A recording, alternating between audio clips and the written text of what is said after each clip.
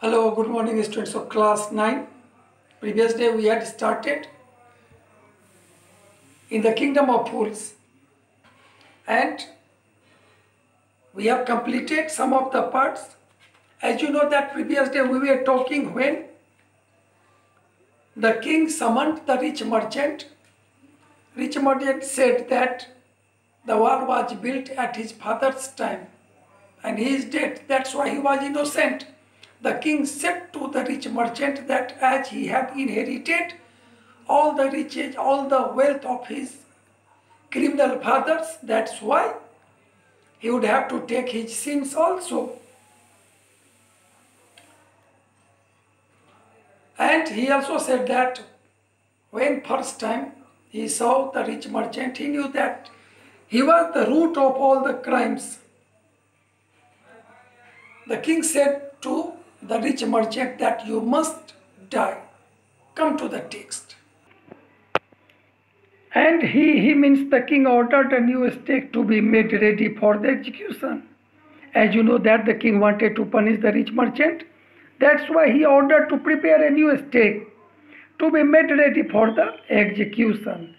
As the servants sharpened the stake and got it ready for the final impaling of the criminal, when servants were preparing the stake and was making it ready for the finally impaling of the criminal, it occurred to the minister, an idea came into the mind of the minister that the rich merchant was somehow too thin to be properly executed on the stake. All of a sudden, the minister realized that the rich merchant was too thin to be properly executed on the stake. He appealed to the king's common sense. He consulted with the king. The king too worried about it. King also became worried. What shall we do? He said. When suddenly it struck him that all they needed to do was to find a man fat enough to fit the stake. When the minister consulted with the king, an idea came into the mind of the king that as the stake was suitable for a fat man, that's why they needed to find a fat man who was quite suitable, fit for the stake. The servants were immediately sent all over the town looking for a man who would fit the stake.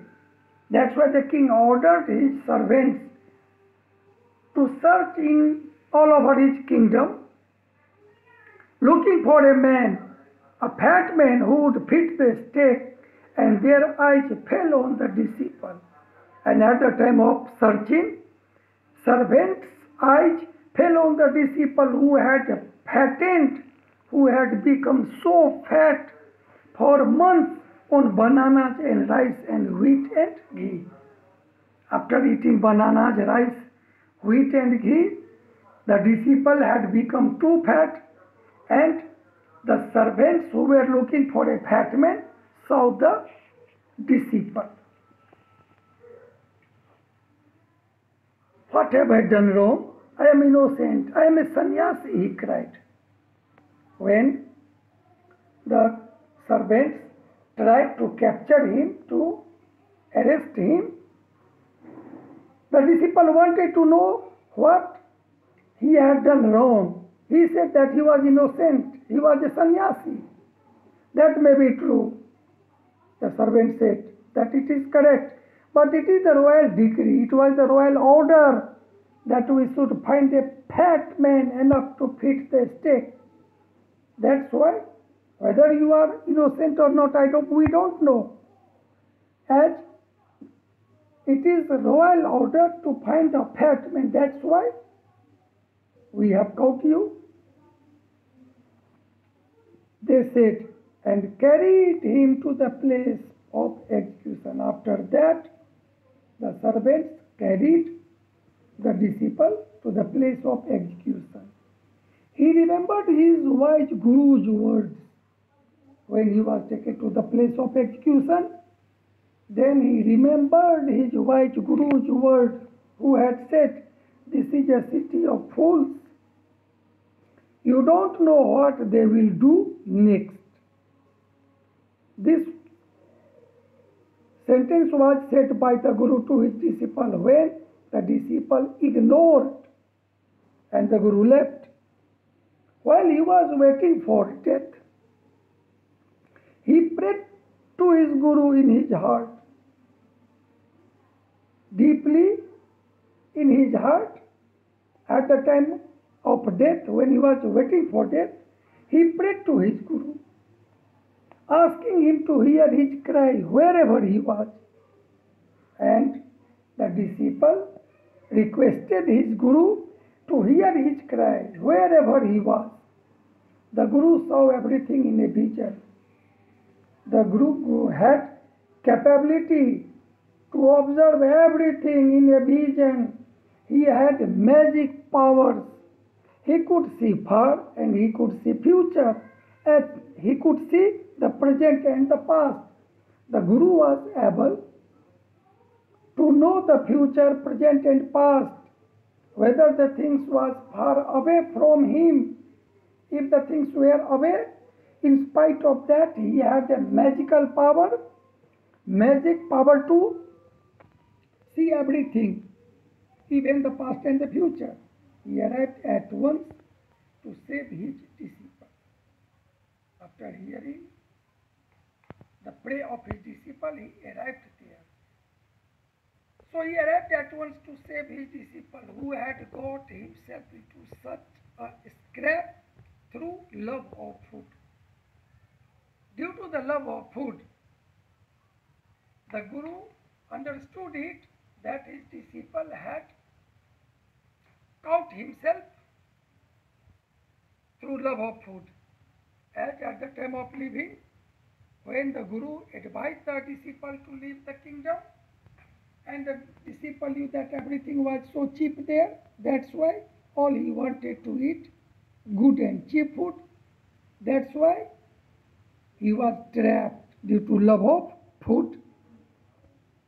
As soon as he arrived, he scolded the disciple and told him something in a whisper. When the Guru arrived, first of all, he scolded the disciple. And after that, he told him something in a whisper, in a low voice, so that no one could hear him. Then he went to the king and addressed him. After that, the Guru went to the king and addressed him, told him, "O wisest of kings, who is greater, the Guru or the disciple?" As if he wanted to know who was greater, either the king or the disciple. Of course, the Guru, no doubt about it. The king replied that certainly the Guru was greater than his disciple. There was no doubt about it. And the king also asked, "Why do you ask? Then put me to the stake first. Put my disciple to death after me." The Guru requested to the king, if Guru was greater, then first put the Guru to a stake first, and then after that put the disciple to death after the Guru. After completing this page, we will start next day. Thanking all of you. Have a nice day.